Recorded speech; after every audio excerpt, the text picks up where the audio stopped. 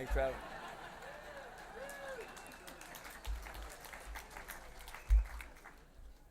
I would have dyed my hair if I'd known they were going to show that. Unfortunately, they did. I want to thank the Hall of Fame for having the guts to induct a punter into the Hall of Fame. I appreciate that. I want to thank all the other inductees. I think it's fantastic going in with these guys. I was talking to Kerry Burknick before this event, and I think sort of Kerry and I have, he goes to a rink and practices day after day after day. And I look back at my career, I punted a ball in a field for days and days and days and never knew if it was ever going to amount to anything. And I think, in sports, you never know if you're ever going to make it, if it's ever going to happen for you.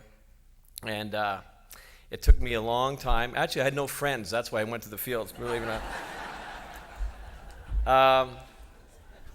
But honestly, it was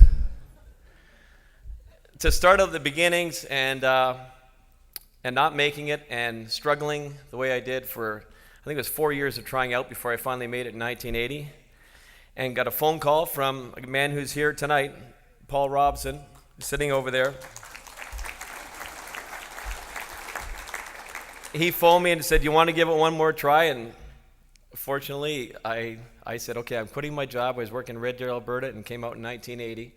And sort of the rest is history, except it was, as I was in that program tonight, it was extremely difficult even then when I was cut after the game in Hamilton, actually before the game, after the pregame meal.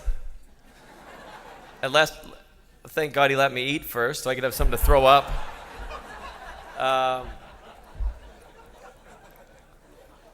Yeah, my parents, all my relatives, my high school football coach, all my buddies, I got them tickets for the game. I'm finally making it. I made it in the CFL.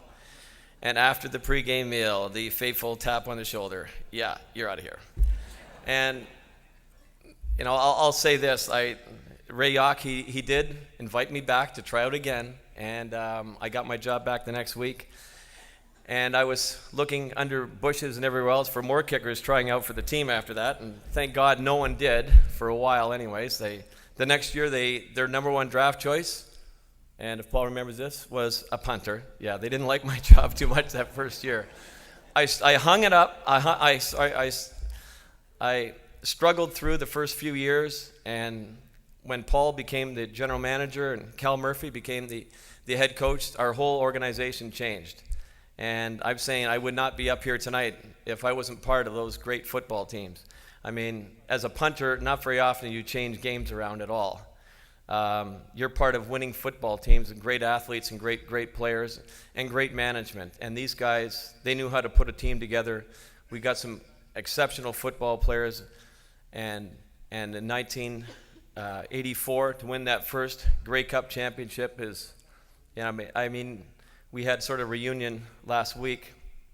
A lot of guys came back, and there is a bond that you have with players when you win championships that really stays with you forever. And I think, most of the people here tonight have been part of championship teams and know what I'm talking about. I was very fortunate to have been part of 3. And, there's coaches that I could go on and on, really. I mean, it's 23 years that I was fortunate enough to play for the Bombers. And I would wake up every day and go, thank God there's a job called punting in professional football. Otherwise, I would have to actually work for a living. So it was just as much fun as you can ever imagine. I mean, every day it was a dream of mine to have played professional football. I wanted to be a quarterback, never quite worked out. To get that opportunity was just phenomenal. There's a few people, I talked about Cal Murphy, Mike Riley, the head coach in 1988. We won the Grey Cup. Who's coaching Oregon State right now, and I think they had a rough game today against Stanford, unfortunately. And then, unfortunately, we had Jeff Reinbold. And, I would say that Mike Riley and Cal Murphy were sort of my mentors. These guys really brought me up from a a young kid and taught me the ways. And then, Jeff Reinbold was actually younger than me, and I tried to sort of put him under my wing and teach him the right ways, but obviously he would not listen. So, and then Dave Ritchie at the end of my career. I mean, I don't understand what Dave was thinking. He had a 48-year-old punter on his team. I guess he didn't have the heart to tell me to stop coming out. And so when I kept showing up to training camp every spring, he'd just go, "Oh my God, not again." And finally, I think they locked the doors the next year. I think that's what happened. As you saw me walking out like a hobo with all my stuff, they actually loaded the stuff into the bag and said, "You're out of here." So, but honestly, it was a great time. Just a phenomenal bunch of guys I've played with. The fans. I mean, I can remember like yesterday. It's going on in the field and the adulation of the crowd screaming and yelling. I mean, unless you're on a football team, I guess, in front of 30,000 people, you don't really get the feeling what that's all about. And it was just a rush every time we went on the field in Winnipeg Stadium. It was an absolute blast. And I speak for guys like Trevor Kennard, who is still one of my best friends. We had 12 years together with the Bombers. I've said this before. He actually won me my job in 1980 by going 4 for 4 against Toronto in an exhibition game and hit one from 57 yards at the end of the half, which nailed down the kicking job. And I basically won the punting job by default, and I'm forever in his debt for that. I guess the last thing I want to say is thank everybody for coming to an event like this. This is fantastic with so many different sporting disciplines involved. It's great seeing everyone. The alumni, now that I'm an alumni, the older guys, seeing them at all these events, like the guys like Ken Plain showing up to all these things. I mean, these guys are luminaries with the Winnipeg Blue Bombers, and it's the great tradition that we've had. And I know when I played, we knew all those guys. And I think that the players of today are looking back and seeing what was accomplished by the team back in those days. And I hope that inspires them. And I think that this year, I don't know what's happening in the game tonight. I know they lost this afternoon.